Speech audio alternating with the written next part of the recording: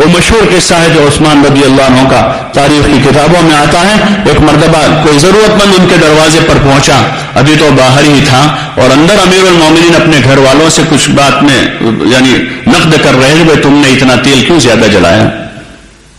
تو وہ آدمی باہر سمجھ رہا ہے کہ بھائی یہ تو اپنے گھر والوں سے تیل تھوڑا جلنے پر تو مناقشہ کر رہے ہیں، یہ میری کیا مدد کریں گے. تو وہ چلے گئے. پتا چلا کہ وہ جا رہے ہیں تو ان کو بلایا، تو وہ آئے، انہوں نے اپنی حاجت پیش کی تو امیر المومنین نے بہت بڑی رقم دی ان کو. تو اس آدمی نے سوال کیا کہ امیر المومنین ابھی تو آپ کی آواز آ رہی تھی، آپ تھوڑی سی چیز کے لیے گھر میں ان سے بات کر رہے تھے، کیوں اتنا زیادہ جلا دیا ہے اور آپ مجھے اتنی بڑی رقم دے رہے ہیں.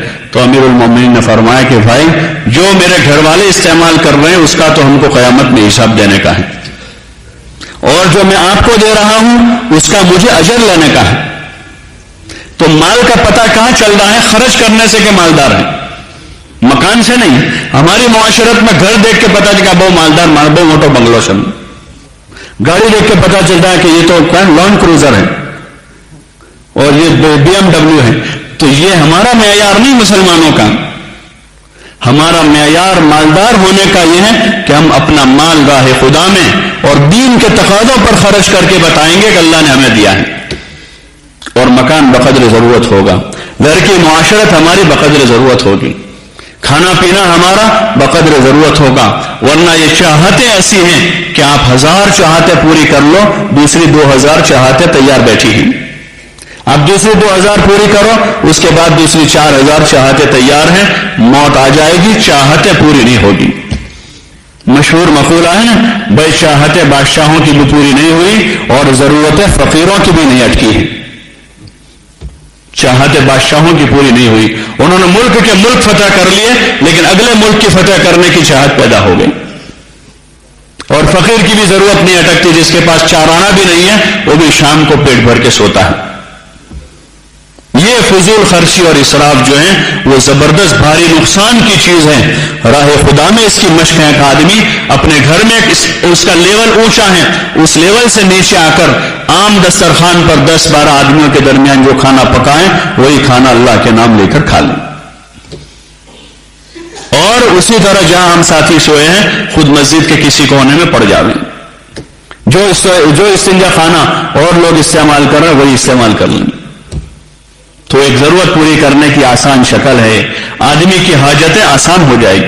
سونا آسان ہے، پھر ایک تکیہ لگا کے آدمی سو جائے گا. جس کو 12x12 کا بیڈ روم چاہیے، اس میں 6x6 کا پلنگ چاہیے اور اس کو 1 فٹ کا گدا چاہیے اور اتنے کیپیسٹی کا AC چاہیے، یہ سارے تکلفات پھر ختم ہو جائیں گے مسجد کی چٹائی پر. کہنا پڑتا ہے ساتھیوں کو کہ بھائی مسجد اللہ کا گھر ہے، موٹا کپڑا بچھا کے سو، ویسے ہی سو جاتے ہیں. تو سونا اتنا آسان ہے کہ آدمی لیٹ جاوے، آرام اپنی نیند پوری کریں، اپنی ضرورتیں آسان ہو جائے گی.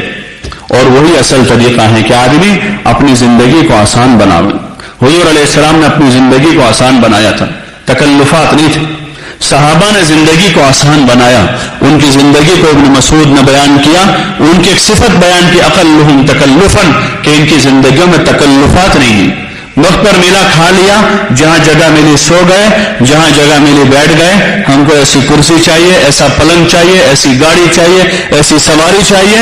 خود حضور پاک صلی اللہ علیہ وسلم کبھی تو سفر پیدل کر رہے ہیں، کبھی اونٹ پر سوار ہیں، کبھی آپ خچر پر سوار ہیں، کبھی گھوڑے پر سوار ہیں. کوئی تکلف نہیں ہے کہ اپنا ایک اسٹینڈرڈ اوپر لے لیا، ایک معیار بنا لیا کہ بھئی ہم تو ایسی سواری میں سوار ہوتے ہیں، اب نیچے نہیں آ رہے ہیں، آپ کو دیکھا جا رہا ہے آپ تو کبھی ایسے اونٹنی پر ہیں جو سب سے تیز دوڑنے والی ہیں، اور کبھی خچر پر سوار ہیں، کبھی تو پیدل چل رہے ہیں. کچھ ساتھی اونٹ پر ہیں، آپ نیچے ہیں. اور آپ علیہ السلام کو صحابہ کہہ رہے کہ نہیں یا رسول اللہ آپ اوپر بیٹھے ہم نیچے رہیں گے. تو حضور علیہ السلام ان سے کہہ رہے کہ بھائی اگر تم یہ سمجھتے ہو کہ میں کمزور ہوں، ایسی بات نہیں ہے، میں تم سے زیادہ طاقتور ہوں، میں چل سکتا ہوں. اور اگر تم اس لیے مجھے نہیں چلنے دیتے ہو کہ تم ثواب لو اس کا، تو بھائی ثواب کا تو میں بھی محتاج ہوں، مجھے بھی ثواب کی ضرورت. یہ حضور کی معاشرت ہے. حضور صلی اللہ علیہ وسلم کو پڑھا جاوے، ہاں صحابہ کی سیرت کو پڑھا جاوے. یہ حکایت صحابہ جو حضرت شیخ نے لکھی ہے نا، حکایت صحابہ، اس میں ساری چیزیں ہیں. آپ کی عبادت، آپ کی دعوت، آپ کا ایمان، آپ کی سادگی، آپ کے حیا اور آپ کا جوہد، آپ کا زہد، آپ کا صحابہ کا، ازواج مطہرات کا، بنات طیبات کا، اور صحابہ اور صحابیات کا، اور مہاجرین و انصار کے وہ واقعات ہیں جو اصل ہمارے لیے مشعل راہ ہیں، جو ہمارے رہبری اور نمونہ ہیں۔ اس لیے کوشش کریں کہ اسراف سے بچاویں، سادگی کے ساتھ رہیں۔ بہت بڑا وصف ہے یہ، بہت بڑی خوبی ہے کہ ہم سادگی کے ساتھ رہیں۔ ان چیزوں کو ہمیں اہتمام کے ساتھ، جو گھر جا رہے ہیں وہ بھی نیت لے کر جائے کہ آج سے ہم دھیرے دھیرے نیچے آئیں گے۔ بھائی 4 سالن ہے تو 3 کر دیں گے، 3 کے 2 کریں گے، 2 کا 1 کریں گے۔ 50 جوڑی کپڑے سلا کے رکھے ہوئے اس میں سے کچھ صدقہ کریں، دھیرے دھیرے کم کرتے جاویں۔ بقدر ضرورت آدمی کو 3-4 جوڑی کافی ہے، 3 جوڑی 4 جوڑی کپڑے آدمی کی زندگی کے گزارے کے لیے کافی ہے۔ اور دیکھ لیں آپ 4 مہینے آدمی جاتا ہے جماعت میں، کتنے جوڑی کپڑے لے کر جاتا ہے؟ 4 جوڑی کپڑے میں جب 4 مہینے گزر سکتے ہیں تو 4 جوڑی میں زندگی نہیں گزر سکتی۔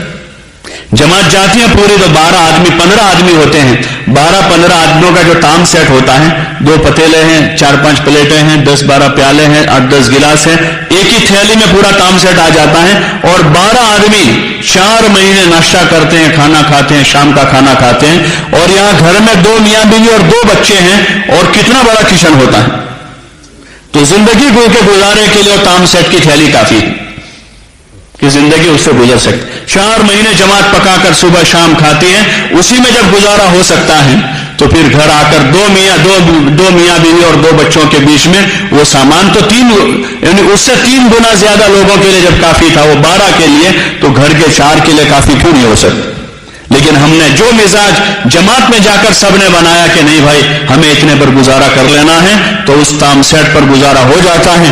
اپنے گھر والوں کا بھی یہی مزاج بنانا ہے، سادگی والا مزاج۔ حضور صلی اللہ علیہ وسلم کے گھر کے کیا برتن تھے، ہم سیرت میں دیکھیں۔